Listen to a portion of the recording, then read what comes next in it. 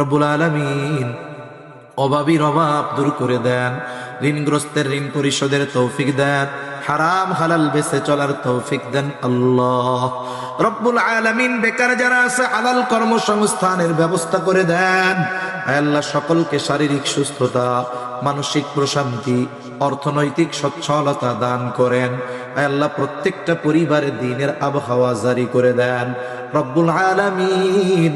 খাস করে আমরা যারা হাত উঁচু করেছি আল্লাহ, আমাদের মধ্যে হয়তো অনেকের মা নাই, অনেকের বাবা নাই।